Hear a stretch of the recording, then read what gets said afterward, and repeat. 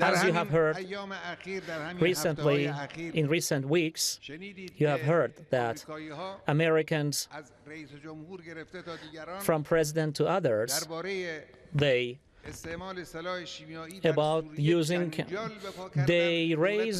kicked up a fuss over the use of chemical weapons in Syria. They accused Syria of using that. I'm not going to judge whether or not the government used it or terrorists used it. Of course, evidence shows that terrorists used it. Anyway, I'm not going to judge that. But they said that using chemical weapons is our red line. They repeated it for 10 times or maybe more. The U.S. officials repeated that our red line is using chemical weapons. This very government of the U.S., in the wars which actually, in the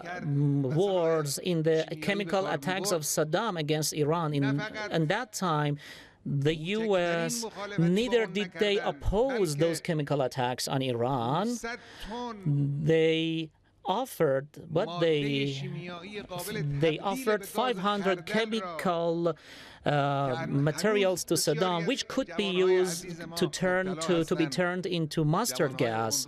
Still, some of the people are suffering. Made 500 dangerous chemical weapons available to Saddam, which could be turned into mustard gas. Saddam bought that amount of chemical materials from the U.S. The U.S. helped Baghdad. Of course, Saddam had bought chemicals from other sources as well, but the U.S. provided Saddam Hussein with 500 tons of deadly chemicals, which could be converted into the mustard gas. That was what Saddam bought from the U.S. and used it. And later, when they wanted to issue a resolution against Saddam, then the U.S. tried to block that move. This is their hypocritical behavior. Now they say chemical weapons are our red line, but at that time, chemical weapons, because chemical weapons were being used against an independent Islamic system, because they were being used against a nation who does not succumb to U.S. pressures, then at that time it was allowed. These are part of the specifications of the hegemonic and despotic system. Of course, there are other features. They are bellicose. They try to sow discord among nations. They confront independent nations. Even they confront their own nations when they want to serve their own interests.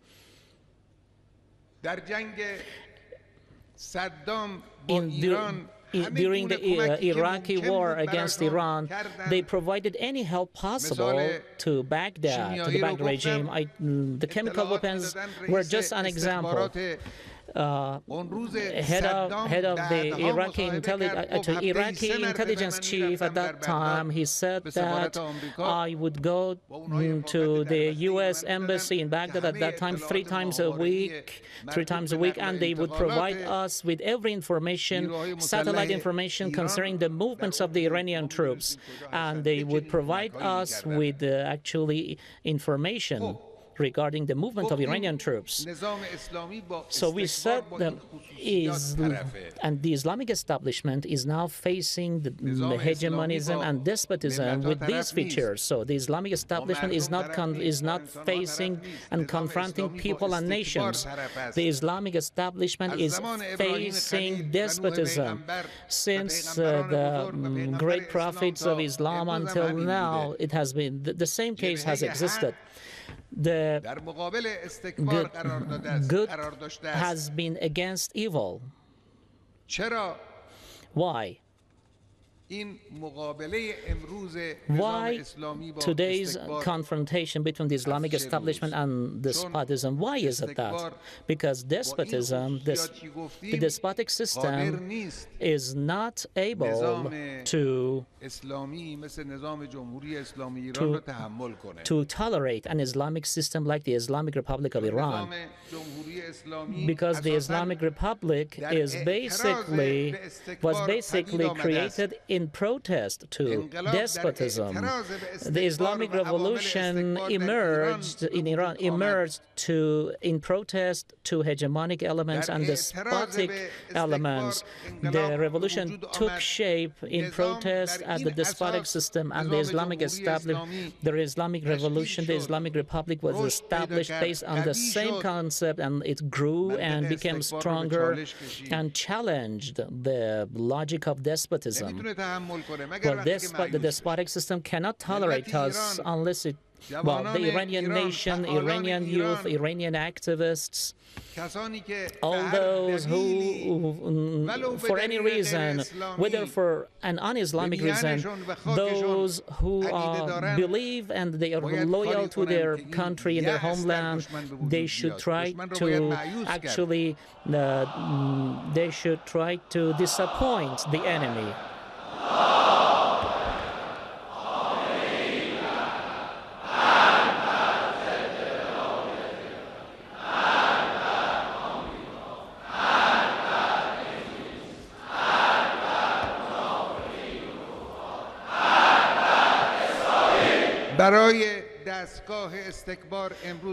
For the despotic system today, for the U.S., it is very difficult for the U.S. government today to see in this sensitive region in the world, in West Asia, one of the most sensitive regions in the world, both politically, both economically,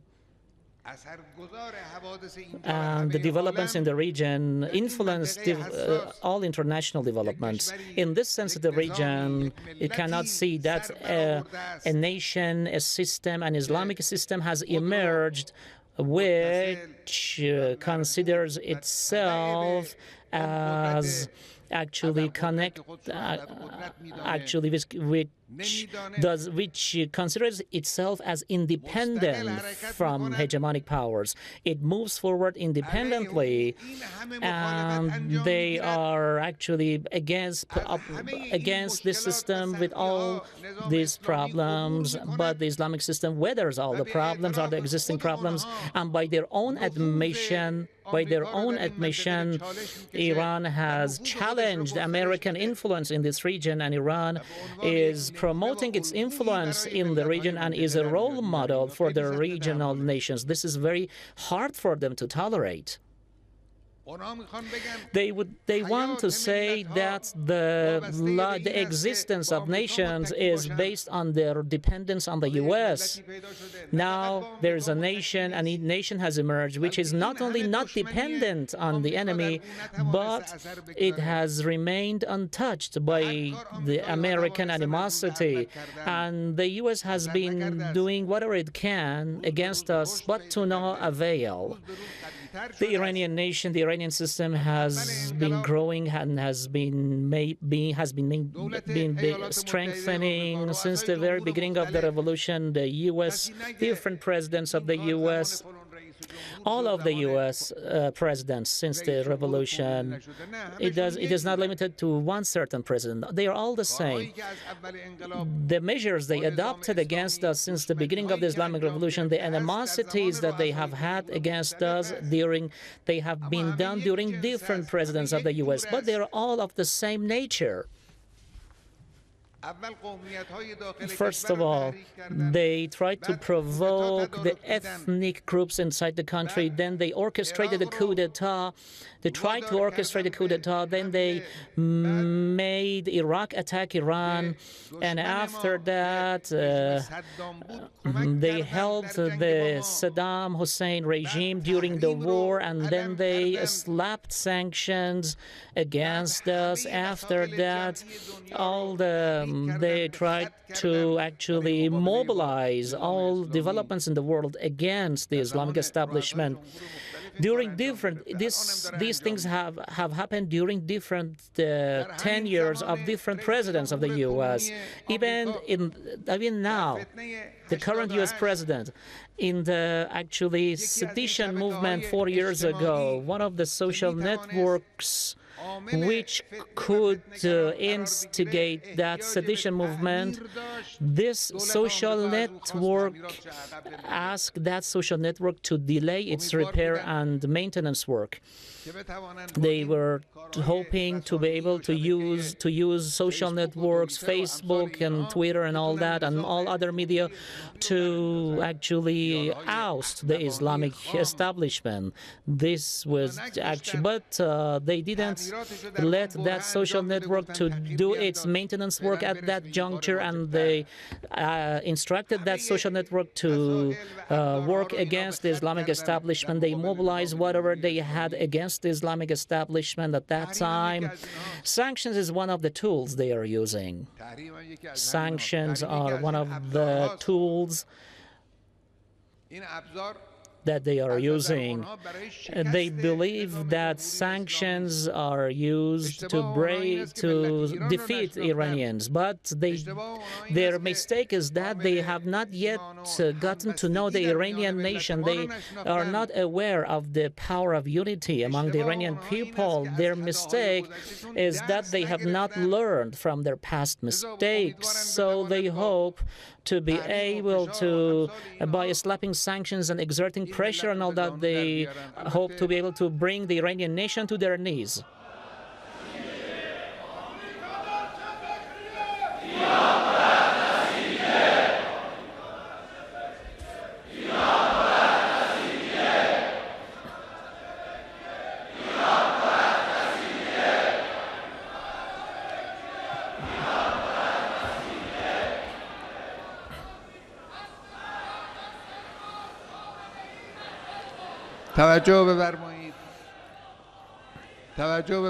Pay attention, please.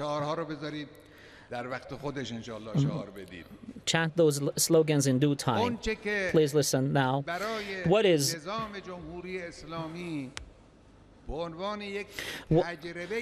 for the Islamic establishment of Iran, what has been a constant experience over the past 35 years is that the only reason, the only factor, the only thing which has helped confront the enemy's pressures is the power and the might of the nation, the national might. This is the only reason which can push, the only factor which can push back the enemy. Of course, the enemy will use all tools available to it, including sanctions, and it has used the tool of sanctions. We need to know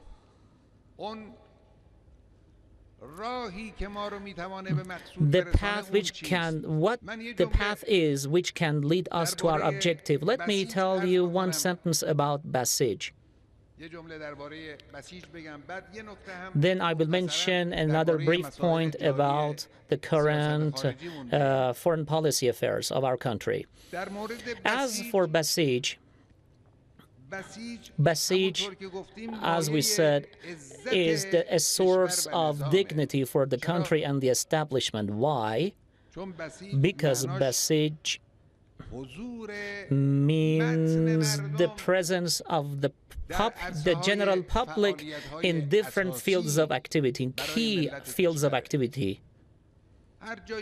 Anywhere which the general public is present, for any government, any country, this presence, when the people are present, when you have the popular support, then in that case, victory is certain and definite. The countries are defeated and they suffer blows when they don't have the support of the their people, or when they are not, they don't have unity. Anywhere that people have been on the scene and they have maintained their unity, in that case, their progress and victory are certain and are sure to happen. Basij is a manifestation of this popular presence on the scene and the close bonds between the people. That's the way we should look at Basij. Basij, when I talked about honesty at the beginning of my remarks, Basij it has passed its test of honesty during the eight-year Iraq-imposed war, during the Holy Defense era. In those times, we had a lot of difficulties, but Basij